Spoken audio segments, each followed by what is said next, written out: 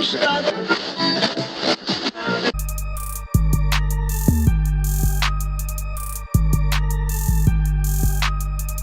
guys, welcome to a new episode of Leon in the Lab. This is episode 3. Today in the lab we have Mikey Dabb, aka the Campout, joining me. Great episode. I hope you guys really enjoy. We go through hooking 3 hats he made at the Nike Bespoke program, legendary program. Used to be available at the Nike location, 21 Mercer Street. Recently closed, and we basically hooked 3 hats that he created shoes for. So actual shoe hooks by the actual shoe maker. Hope you guys enjoy this episode. And thank you to the sponsor of the show, Renarts. They've been great to us. Mikey's been great to us. Hope you guys enjoy this episode. All right, we have Mikey Dabs in the house. You guys might know him as the Campout. You guys might know him from his YouTube channel. You guys might know him from the different podcasts he does. But Mikey, welcome to the lab. How you doing? What is going on? It's a fun place to be. Yeah. I appreciate you taking the time out your busy schedule to join me in the lab. Hopefully we create some goodness today. But for the people who don't know you, let's give them a little bit of a background. So the Campout. All right. What's the origin of that, and how did you come up with that name? I actually didn't come up with it. Okay. The streets came up with it for me from camping out for shoes. It's probably like 2011, 12. Camping out for like Asics and Saucony, and staying away from like all like the hype, I guess, like basketball stuff, and transitioning into the more runner style. So campouts at like Kith, Extra Butter, Supreme, just all over Lower Manhattan. And then after like organizing lines and keeping everything clean for so long, people just started calling me the Campout.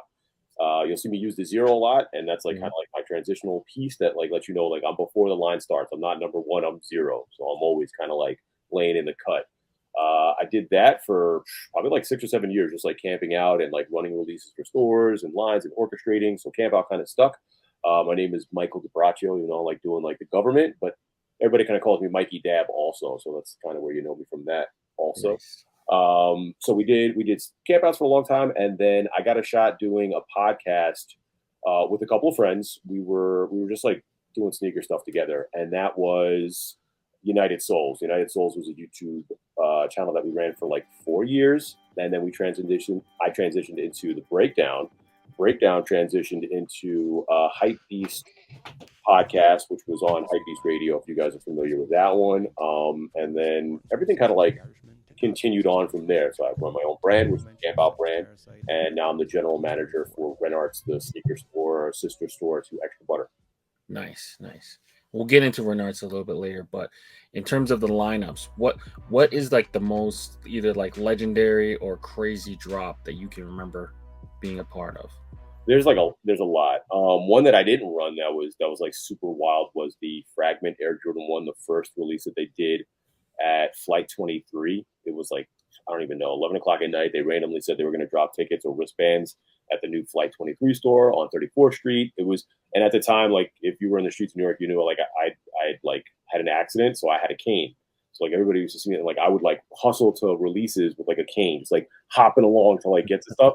So like I spent like, I don't know, 9 hours out there, and like security did whatever security did. There was like 36 tickets, and it was 96 tickets, and it was wristbands. And it got crazy. Some kid got like sliced while he was on the line. Cops came. They continued. Like nobody gave a shit. It was wild. Turnout was I didn't get a shoe from that release. I actually won a pair from Nike Lab. Funny enough, when they did their raffle, they shut the store down for like 3 days, and actually I won them there. That was a crazy release. Then I think the Sean Witherspoon at Kith was underrated for how crazy that release like turned out, even though it was clean and orchestrated. The amount of people that came out for that first come first serve was wild. It was one of the largest like campouts that I'd seen before. Nice.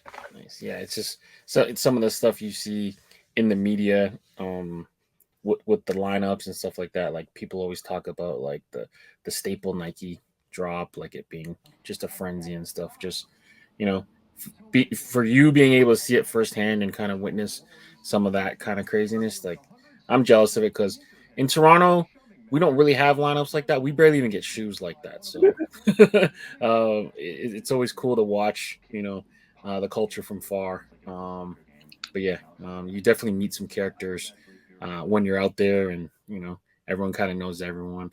Like there's like a bunch of mutual friends. I'm pretty sure we all know each other through mutual friends if we didn't meet directly. So that's what's cool about it. Like you kind of get to meet and get to know everyone.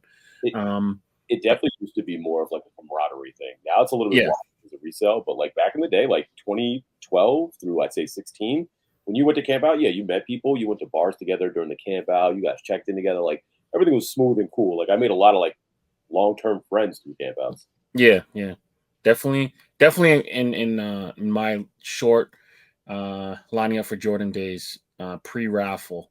We definitely spent some overnights and November nights getting the 11s. I remember almost freezing to death. But yeah, you definitely there is like a honor amongst thieves. Like everyone's kind of there for the same reason. Yeah, Um, not my size. yeah. Okay, so now GM of Renarts. Tell me about Renarts. So, you know, like you know a little bit more about like my retail history than Hmm. most people. But anyway, so like transitioning into Renarts was a little different because I was also running like my own content creation thing through the camp out as well, like consultancy, content creation. So like I started there as friends of the brand. I've known them forever. Like I said, Sister Store's Extra Butter. Like I know Bernie, I know Jay. Like I know them for like the almost the longevity of that brand as well. So they were like, listen, 2 or 3 years ago, they hit me up and they're like, hey, you want to come to Extra Butter? And I was like, the opportunity is awesome, like and appreciated, but I had a different path set for what I wanted to do and where I wanted to go and how I wanted to get there. So doing the content for Renarts before they opened the store, we had a couple more conversations. I like the vibe, I like the feel, I like the it was different. There's a different nuance to Renarts than there is to Extra Butter. So like I felt as though I had more capable, or I would be more capable of managing the trajectory of where it would end up at some point. So I was like, all right, let's do it. I'm in. I'll take the GM position. So like from that point, things obviously escalate very quickly. It's retail at its fullest, like managing staff and inventory and people, but also there's like the fun stuff like this. You get to create and do things you like or love. Yeah. So at Renards, it's like full scale, right? So you got Jordan, Nike, all different brands, Mitchell and Ness. I seen on the website. So anyone watching this, make sure you guys do check them out because it's not just hat store. I mean, Right. what would you say the percentage of business for hats would be for Renards? So again, you know my history with retail. Like Mhm. I always throw myself into situations where like there is no foreground to like what I want to do. So like Yeah. you guys didn't know that they had hats prior to like me going to that store. And building like a culture out of there is important to me based on my roots in camping out and always feeling that camaraderie with people. So knowing that you have a place that you can go to, you can chill, you can vibe, you can talk, you can maybe get a hat made, who knows, whatever. Yeah.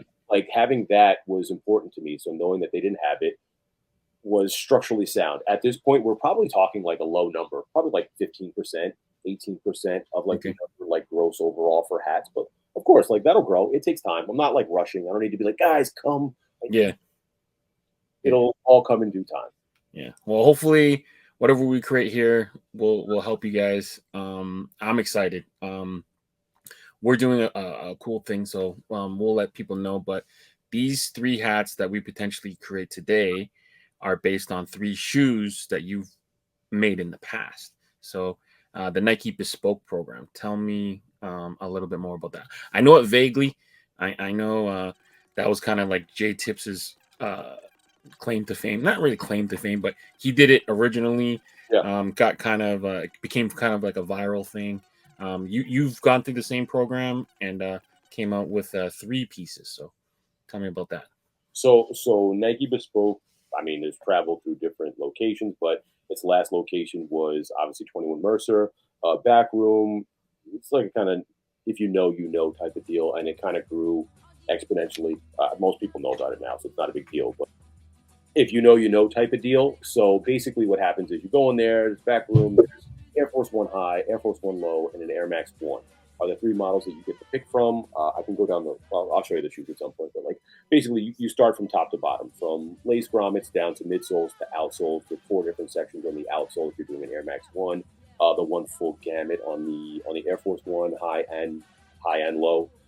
Straps to brays, you name it, you customize the entire shoe. And then material swatches, like everything changes on the material swatch for the ID or the bespoke section as well. So you get suedes, leathers, debossed, embossed, glow in the dark, denim, ripstop, ballistic mesh, you name it. Like there's, and they what they would do is they would always like switch out seasons with different materials. So like one you might be able to do, I don't even know, like tiger pony hair, and the next season it won't be there. So like they were always turning in and out, and you sat there for 2 hours, 2.5 hours, depending if they liked you or not.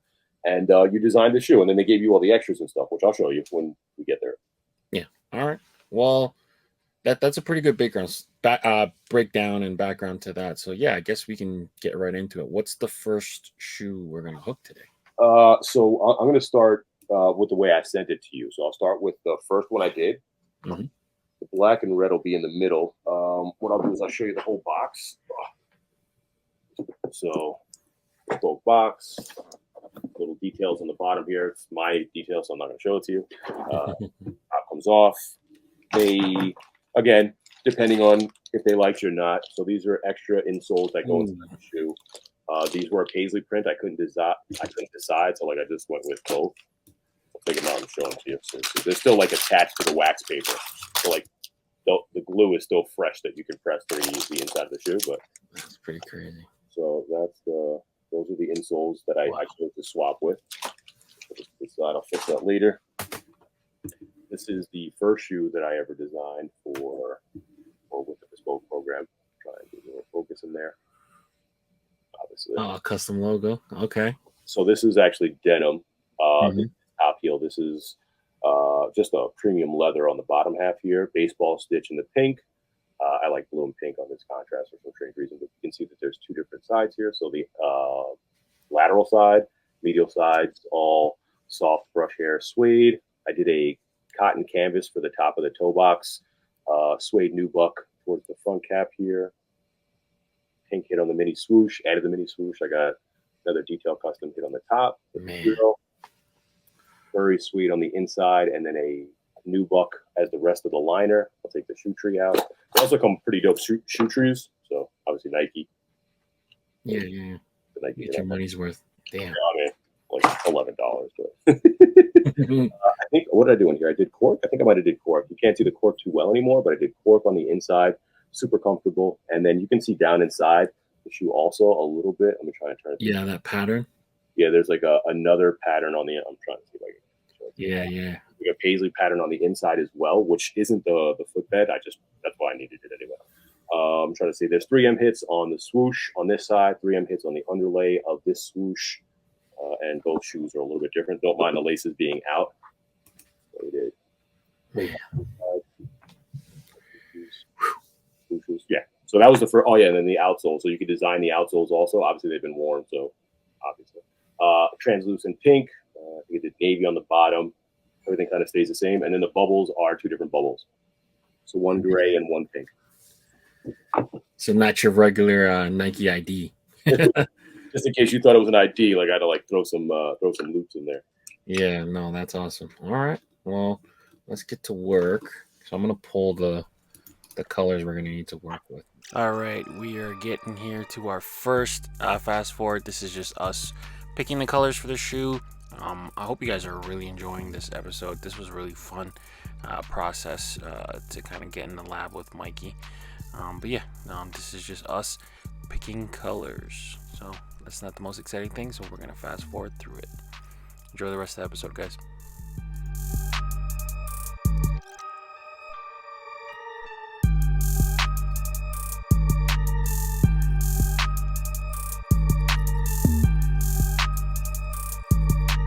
All right, so now we've decided to use the Yankee script 1996 World Series patch, and your shoe, you mentioned a lot of denim and suede, the velvets and stuff like that. That might be an interesting path we might go down, but I think for sure. The brim's got to be denim, right? Yeah, I'm with that. 100%. Okay. So let's get the denim on the brim first.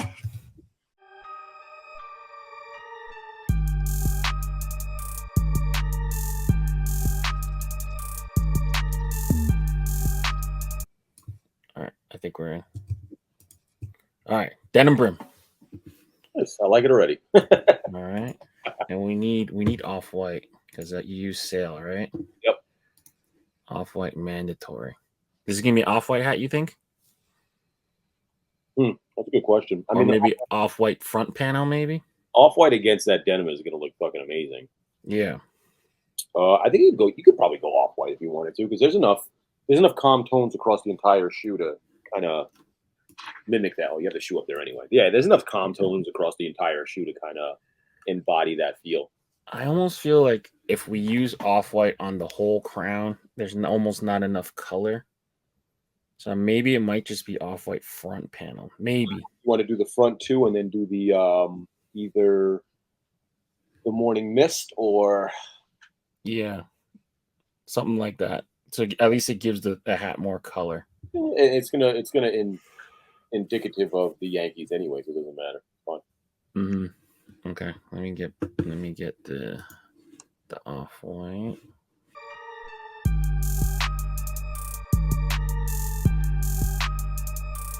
And he said morning mist, the gray.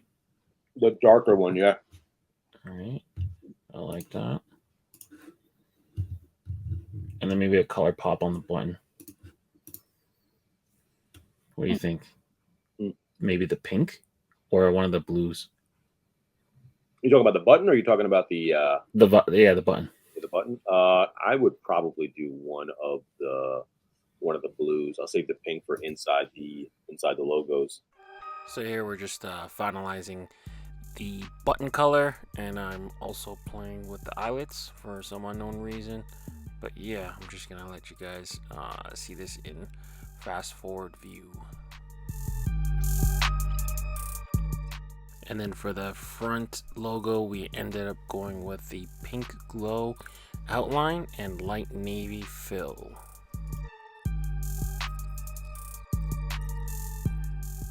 So here we're coloring the side patch. Anyone who's ever colored any one of these 1990s side patches knows it's a pain in the ass, so I'm going to spare you guys the trouble of watching me fumble through it, and hopefully you guys are still enjoying this video.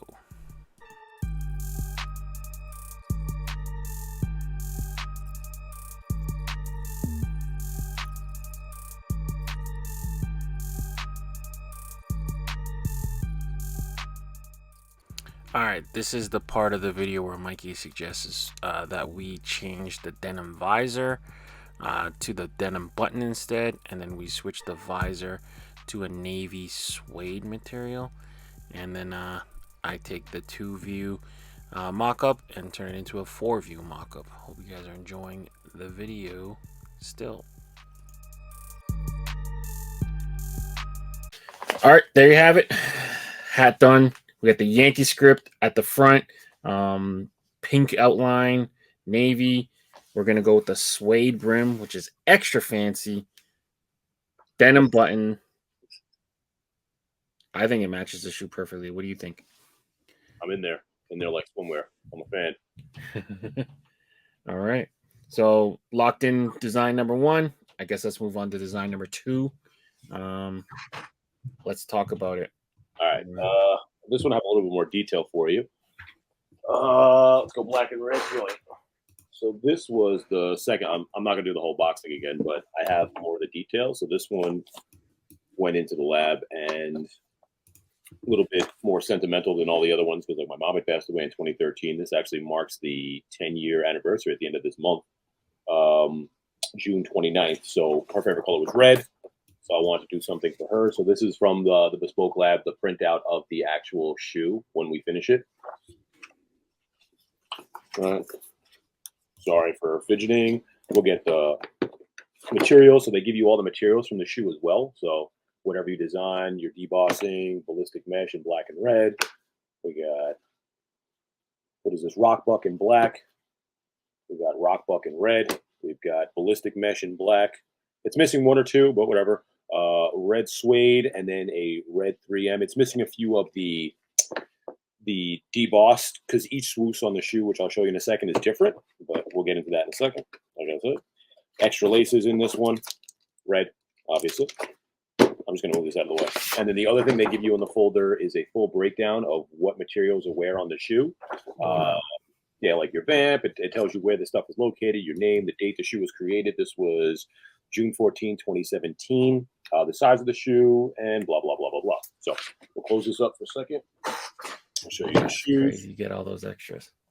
So the shoes are, trying to get the light on them while we're doing it. So we did Rockbuck across the entire mud guard, Ballistic Mesh in black on the upper area here in the youth road. And then we did Ballistic red and black mesh on the toe box and all of the eye stay areas. Collar wrapped around. We did red suede with the Nike swoosh, black denim on the tongue. Let's see, the swoosh here this is croc print. This is a croc print debossing on the swoosh with a 3M underlay on the, is this one 3M? Yeah, the 3M underlay on the red swoosh. And then the inside is a diamond cut. So I did details on this one. This is a diamond cut debossing on the swoosh, 3M red, black 3M around the eye grommet. Again, you got the shoe trees in there.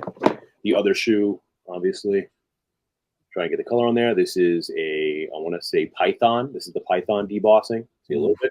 And this is ostrich, which you can't see at all anymore because it wears away really well. Ostrich leather, not debossing. And then the back of the shoes have my number, which is 21. You could try and show it there.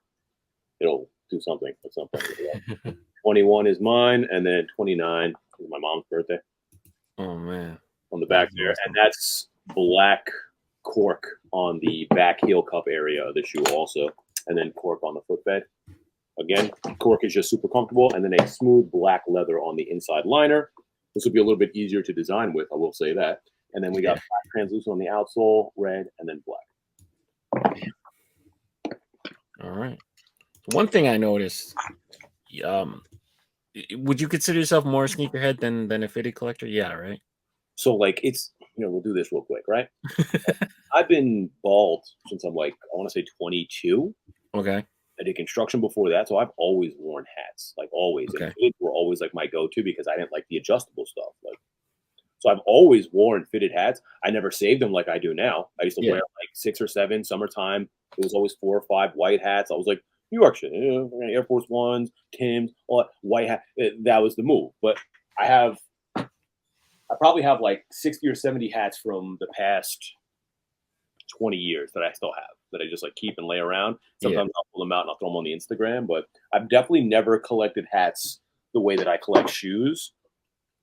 But I've always worn hats, if that makes sense. Okay. Now I'm going to make a statement, and it might be polarizing. Forgive me, my fitted heads, my fitted collectors, but I just feel like sneakerheads always take better pictures. It maybe the product is more expensive. They treat it better. Maybe sneakerheads have been around potentially longer. I think there's a lot more to go off of when it comes to taking sneaker photos and hat photos, which I will say. I take a lot of pride in my hat photos as much as I take in my sneaker photos. But that's only because I like taking photos. Yeah. You get a lot of marketing now. Like Hat Club's done a really good job of like their marketing. They stepped up like how they present, who goes out, like their themes and all this other stuff. But when they first started doing hats, they've always done hats. Like I want to say 2013 when there was a small little store that I used to go shop at, and I would buy like Melon. I don't know, you know what Melon is, right? Melon caps, whatever. Anyway, like super, I don't even know why I bought them, but I bought them anyway. So I used to buy them at Hat Club in this small store. They never had like good anything in there. It was just like the hats were on the wall and that was it. And then over time, they graduated into taking more photos. And I think like hat collectors, that's not like their forte. Yeah. It's just not their forte. And like I've definitely seen some hat collectors that take extraordinary photos, but I think a lot of the time it's more like just a quick, this is what I'm wearing and that's where it's going. Yeah. Little portrait mode. Yeah, get in there. And let the background blur. Yeah, you get the arm. Set it on the table, maybe do a little portrait mode. But yeah, I just feel like there's not many sneakerheads that take bad pictures. Like, just kind of getting more involved with it. Your pictures look crazy. John Ratner, Chris Chu. Calby from Calgary. Just like a lot of like, you never see them without like DSLRs. So I just wonder, like, you guys setting up tripods outside to get you a little shot or whatever. I don't know. It's cool, but yeah. I mean, listen, it's definitely it's harder. There's a lot of competition when it comes to hat photos. Mm-hmm. I'll throw it out. There's not a lot of people that are like in the market that are like, I need that guy to take photos of my hats. You know what I'm saying? Like, Yeah. like we take photos. Sneakers is a whole different game. Like Arab Lincoln, for those of you who are on here that like sneakers, like made a career off of shooting sneakers for Kith, and like he has his makeshift studios, and brands hit him up to shoot sneakers. Like there's competition. You know? Yeah. That's cool. I'm not saying he's my competition because he's amazing. But saying there are other people that are out there that are like, you know, that shoot photos well too. Yeah. All right. So these shoes were a tribute to Mama Love. Where was she from? My mom is Italian. Okay. Like I'm Italian and black. My dad's black. My mom's Italian. Mm-hmm. But yeah, she raised me. It was my mom. So. Mm-hmm. Does she have more ties to the Mets or the Dodgers, Brooklyn Dodgers? Definitely. So my grandfather was like a diehard Mets fan. Okay. So we'll lean on Mets on this one. Okay. So you're kind of wearing exactly what it is. So you might have to go Brooklyn. Okay. Might have to go Brooklyn just because. Well, you know, yeah, my grandmother Williamsburg. Yeah, we could do that. That's fine. Brooklyn's cool. Brooklyn's cool. All right. And you mentioned birthdays, right? What? 29th. Well, no, that's the death day. I'm sorry. September 29th is her birthday. Okay.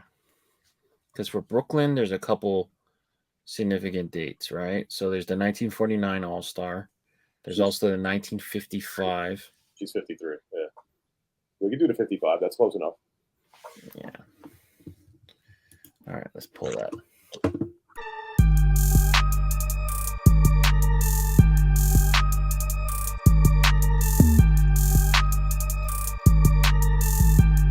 It's too bad, like they took down a lot of like the different, a lot of the different leathers and polyurethanes and stuff. I mean, they never age well though. It depends on your account. So like you can still do a lot of material stuff. It's just, you know, depending. Yeah.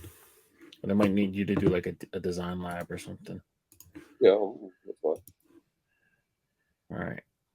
Black base for the hat or two-tone? I'm like on the fence because I'm thinking if we do the hat, I want to do a red undervisor with a black contrast stitch to mimic the ballistic mesh. So probably a black base. I'm gonna do a red maybe black base, red button, maybe. Yeah, we can definitely do that. That's fun.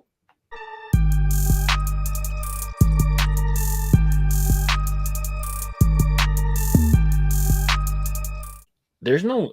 Oh yeah, there is kind of gray in there, right? Like a gray and a silver. We can have. Yeah, the black 3M it can be considered like a gray. Plus, I got the translucent black on the bottom. Okay. So maybe we can put some silver in there. I mean, I also have the cork in here too. So if you wanted to fuck around and find out.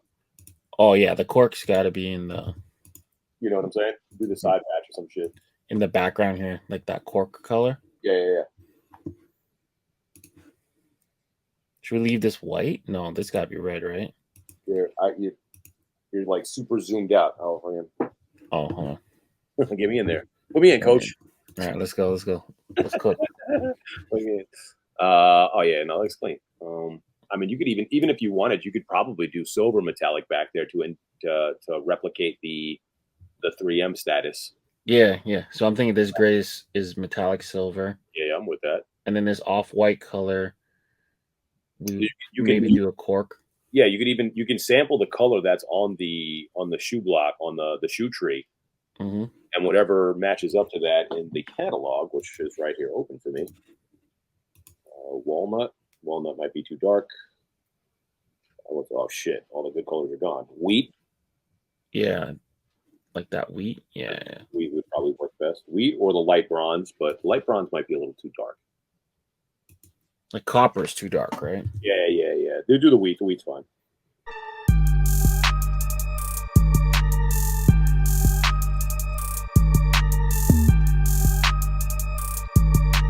Should we put an Italian flag on the back, or is that too crazy? Is that too random? That's a little wild. Yeah, we can go regular bannerman. regular schmegular. Black and red, basically. Yeah. Metallic outline. I could do black outline. Yeah, black outline. Do metallic black, maybe. Ooh, I'm with that. So I got to give a lot of credit to you. You set up probably our third collaboration ever. It was early. Views from the Vault. Yeah, Views from the Vault / All the Right happened. It didn't release. I remember doing the hat doing the hat a long time ago, but it taking forever to get there. Yeah. I don't think it actually physically released until December 2021, if my memory serves me right. It was definitely late. Was it that late? I don't know if it was December. It was cold out though. I'll tell you that much. It was either November or December. Yeah, but I'll always give you credit because you tapped us on the shoulder really early. It was, like I said, like our second collab ever, second or third. But yeah, you're wearing one of them, the strawberry. That one was a fun one to make. I wear the Piazza pizza too. I wear this one more though. 100%, I wear this one more, only because of the fit of the hat. You know how that goes. Yeah, I feel like that one's a way more wearable hat. But it came at a time, you know it's early because it came at a time where mixing side patches wasn't a thing. Yeah, word. Because this was one of the first hats. These two don't actually match the logo, the front logo. The one you're wearing, the strawberry, Jason had the idea to give it the 1970 or 1968 All-Star game. So that's actually a Washington Senators All-Star game patch. That's Dale Strawberry's birth year. But it also looks like the top of a strawberry. Yeah, it's like the perfect hook. Jason's always given shit for hooks lately. But that one I got to give him credit for. He actually made a great pick. I think a hook done well is vital to the growth of the hat. But a hook done poorly is a hook done poorly. Or like if it tells the story, like that's the essence of like all the storytelling with like the dunks. Like that's why they were like really got popular with all the different sneaky hooks and stuff like that. But listen, I'm a sucker for a good story, which is why I like certain shoes and drops, and like I'll buy something that I don't even think I'm gonna wear just because I like the story behind it. So done well, I'm in. Yeah, but like you guys, honestly, like I think we just hit it off. I was like, oh, these guys are fucking dope. All right, let's do something. Yeah, that's how easy, you know what I'm saying? Like it doesn't have to be like a tricky thing, you know. You're cool with people, and you like what they're doing, hit them up. Yeah, it was fun, man. It was definitely one of the first shots. And I remember just thinking like the pizza man, like we should make something to honor him and his heritage. So the 1999 All-Star game, Pierre like always talks about that All-Star game as being one of the most legendary. I think I have it. It's right here. There you go. Yeah, like that little touch of adding the 99 All-Star game with the making it look like an Italian flag. Like that was one of the ones. Yeah, the pizza man. Yeah, I got mine. So it's China too. Should be. Same place. So yeah, if you have one of those, you have a piece of history. Because not many are around for that. I don't even think we made a lot. I think we did 50 clip. Was it a 50 clip or 72? It was either 50 or 72. It wasn't a lot. Yeah.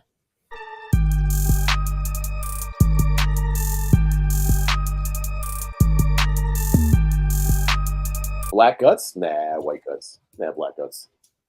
Yeah, we could do black guts. I never say that either. It's like very rare. I prefer white guts if like all the logos are like super old and super retro. Yeah. But if it's like a custom, I don't mind it being black. The thing about it is like when I'm wearing the hat, this is important to me. Yeah. Because this contrast There's I this like it. sweatband contrast with the hat. Like that's like a big important thing. Like we didn't do black in this one. You know what I'm saying? Like it's important that that flow is nice. Like, White looks better. It does, but like I don't dislike the black inside of this hat. It's I like white and everything. I put white inside everything. I mean. And there's like a design flaw where that little bit sticks out. A little bit of white. I don't know. It looks good to me. It's like where the brim meets the crown. Yeah. Like that little bit of tape that sticks out. It just looks good. Yeah. A little tail. Yeah. But all right. Here we go. Hat 2. Sweet. Finished. Sweet. That was good. Mama love. The black and red contrast is always a fan for me. I'm definitely going to put that contrast stitch in there. Yeah, we'll get the contrast stitching. Front door red button, metallic black potentially on the back. The side patch is going to dance with a little bit of wheat, some metallic silver, maybe metallic black in there. I think it's going to be a good looking hat. Yeah, me too. I might put this in this week. The faster the better. All right, so design 2 in the books. Let's move on to design 3. Tell me about the last shoe. Last shoe is much like the first shoe. This one's super easy and clean. I do have the book around here somewhere, but I wanted something I could wear a lot more than the other two. The Mama Love joint for my mom. Like I don't want to wear it a lot only because I don't want to like destroy the shoe. So obviously I don't wear it as much as I probably should. So this was an ode to just the gray life. So there's 3 different tones of gray on this. You got corduroy. Let me run it down for you. So I'll switch it around so you can see the difference on the swooshes because that's usually what I like to play with the most. Pause. We'll start with the rock buck in the light gray. Try to turn it this way so the light doesn't throw it off too much. So light gray and the rock buck across the entire shoe down to the back on the mud guard. You have a perforated nubuck on the toe in a much more bone gray. You might not be able to see it. I'm sure you got the photo if you want to throw it up. You've got corduroy up the tongue and the U-throat side paddle on the medial and lateral sides. You've got corduroy swooshes in this like aqua blue with a 3M aqua underlay. Inside, you've got corduroy in that mint color with a 3M, or actually this one's glow, with a glow-in-the-dark underlay, glow-in-the-dark bubble, ballistic gray mesh on the inside of the shoe, corduroy on the eye stays, white on the grommet holes, dark gray corduroy on the heel cup, and I think I've got all of the detail aspects for that portion. You've got a bolt liner on the inside. You can see the bolt on the inside of the shoe. And then the footbed is a tapestry. I love me some Volt. Yeah, me too. I honestly I like the way it looks from the front part of the shoe. You can see it subtly behind the lace. Yeah, so yeah. It's like a subtle little pop. Black denim on the tongue again with the Nike Air. Sorry about that. And then I can't pull the footbed out, but it's a tapestry. They had like weird designs for the footbed. Like you could put it anywhere. And I was like, I want it on my footbed. So I wanted it somewhere. So let's see. The other shoe is the same exact thing. There are glow hits on this portion. Everything else is translucent black. Translucent black to the rest of the outsole, but these are glow in the dark. The bubbles are also glow in the dark. I think that's everything. All right, glow in the dark. We gotta do some glow in the dark in it then. Oh yeah, 100%. All right. So let me pull. This one's going to be a fun one to make, especially for a Mets hat. All right, and another fast forward. Right now, we're just picking the colors. There's a lot of different grays in this shoe, along with a couple different mint colors and blues. So we end up having to grab those. So we'll spare you having to watch us do that. And then we start discussing which Mets logo to use at the front and the side patch as well. So hope you guys are enjoying this episode so far. And thank you for rocking with me.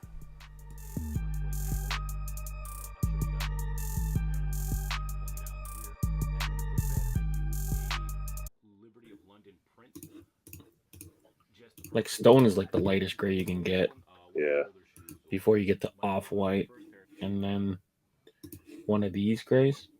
Yeah, I'm thinking the lightest gray, but then the the UV is going to be off. Fuck. Maybe we do middle left and top right. So middle left as dome, and then top right as visor. Yeah, that can work. And then the lightest gray as the under. Yeah. I'm cool with that. Yeah. I like this. Okay. I almost feel like when you go like this, the button should be like the lighter color. Yeah, I like that. I'm not mad at that at all. It's like a progression almost. Yep. All right, and then we're doing the Mets logo. I feel like this is not a good Mets logo to work off of.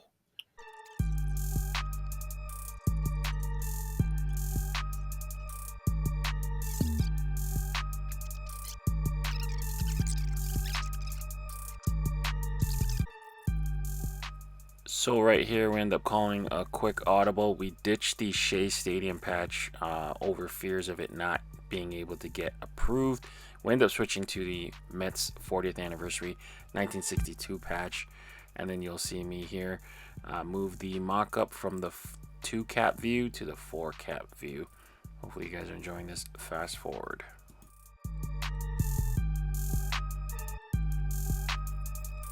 Cool. So we finished the third design.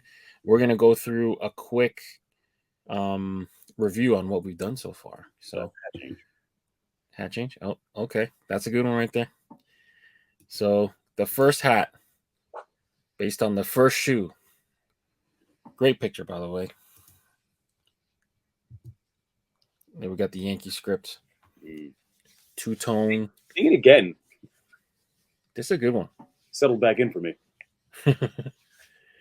we got the navies with the pink outline on the script. 1996, great year in baseball. Also a great patch to use. I think this one's gonna go. I like this. Yeah. I never do two tones on my hats either, ever.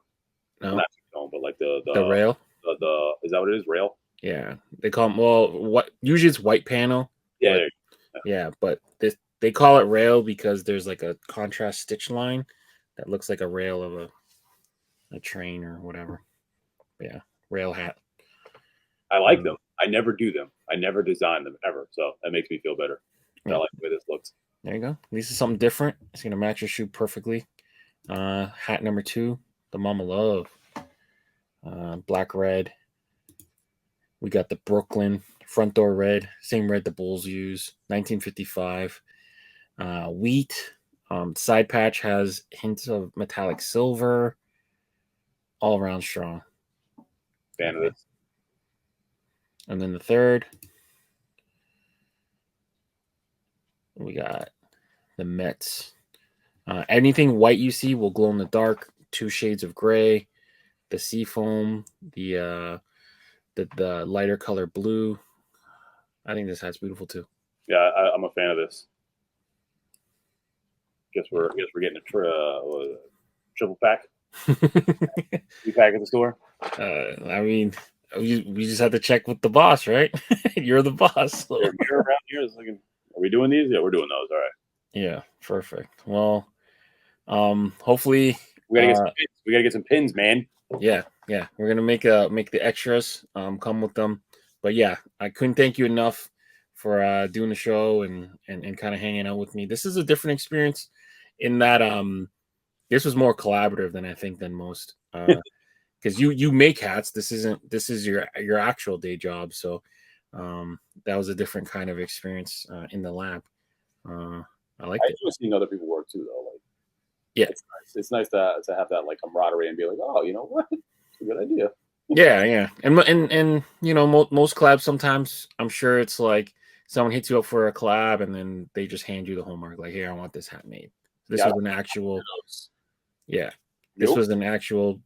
Let's make something together. So I appreciate you for taking the time. I appreciate you from a couple years ago tapping us on the shoulder and asking us to do something with you originally. So this is kind of like a full circle moment. Camaraderie. Yeah, I wish you nothing but the best at Renarts, and you getting them going there. Big fan of what you guys do. So until next time. Appreciate you. Catch you later. Peace. All right. Oh wait, before we go, Oh. where can people find you? Oh yeah, you know, that's Yeah, let's do that. Let's do the plug. Instagram is my big one. Pause. So at the Campout, spelled with a 0, is where you'll find me most times. But I also run the social for Renarts. So if you need to find out something there, that's at Renarts 1981. Yeah, those are my two main ones. I don't really mess with the Twitter too much, and the YouTube's been kind of slow. So Instagram is really usually where you'll find me. Yeah, no TikTok yet. We got a TikTok, but it's a young man's game. You know what I'm saying? Yeah. I feel you. Not out here doing a dance. All right, but I appreciate you. And yeah, hopefully we'll have something for the people very soon. And there you have it. Episode 3, Leon in the Lab is done and in the books. Hope you guys enjoyed watching this episode. Shout out to Mikey, man. He's been great to the Views from the Vault family and I for a number of years, starting with the collaboration that we did with All the Right back in 2021. He's been great to us since his move over to Renarts, so hopefully he does remain a strong ally for us in the future. Make sure you guys are following him and all of his future endeavors. But yeah, look for these hats potentially to be available in the next couple months from Renarts. And yeah, don't forget to subscribe to the channel. Comment below what you guys thought, things you would have done differently, maybe logos or fabrics or threads that you would have done yourself. And then until the next time, I'm out. Peace.